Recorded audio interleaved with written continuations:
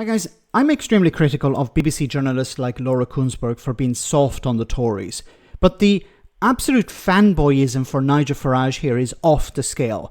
Now, Fraser Nelson, who's a journalist for The Times and was recently commissioned to do an investigation by Channel 4 into benefits and welfare, not just defended Nigel Farage here, but supported what he was doing and suggested that he is a buffer between normality and the far right. Absolute insanity. Have a listen to this. Reform are effectively, whether they mean to or not, getting into bed with Homeland, a far-right group. And Fraser Nelson, I think that you understand why Nigel Farage is doing this, but it is incredibly dangerous. I'm going to defend Nigel Farage and Reform here. I mean, just because some far-right lunatics have joined the protest, that doesn't mean to say they're getting into bed with them. I think there are lots of people there who are really dismayed at what's happening with the small boat situation, with the migrant hotel situation. And I think there is a risk of falling into the trap of saying, oh, these guys are all fascists. Look at this. They're standing shoulder to shoulder with the far right. In doing that, I think the risk is overlooking the legitimate concerns of people who are just standing up for their community, for their sense of fairness.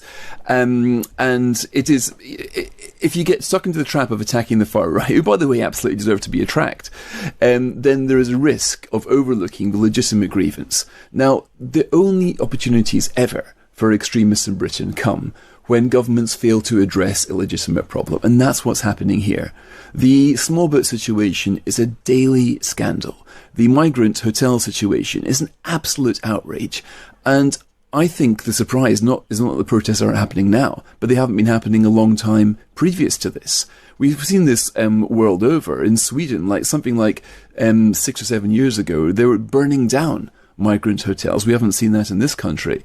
But this is what, when you offend people's sense of fairness, when people are struggling to put food on the table, and they walk past migrant hotels where they're getting fed 2 hot meals a day, given mobile phones, etc., of course you're going to be very angry.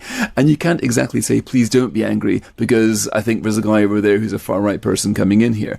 Now, Nigel Farage is not the face of extremism in Britain. He's not the face of racism. He is a buffer between us where we are now and the genuine extremists and racists who are waiting to come into the wings. And if it wasn't for Nigel Farage, we would absolutely have a Nick Griffin figure, larger than life, way more stronger than he is here. So I also, by the way, agree that... So we have to thank Nigel Farage for being a buffer. What absolute crap this guy is talking.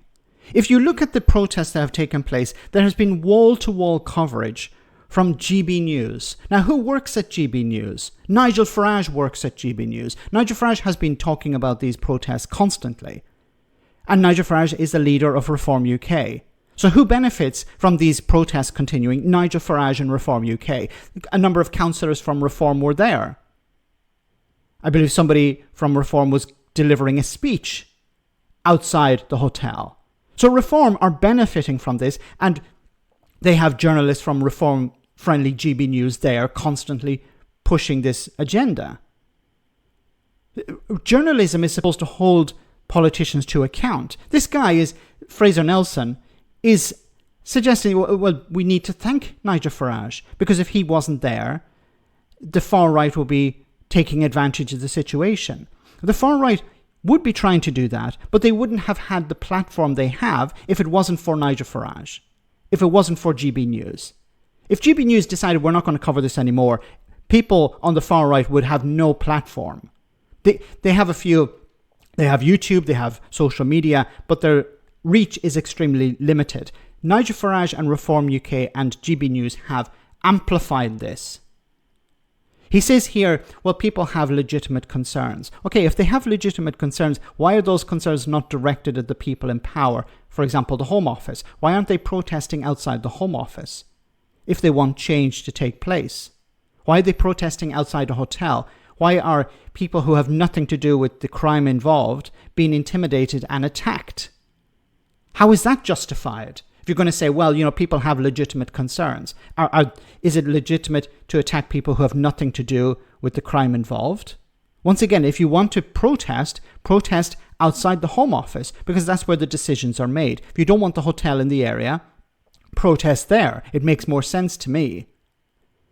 And also notice the hypocrisy here. He didn't mention it, but look at the protests that have taken place in London every week against the war in Gaza.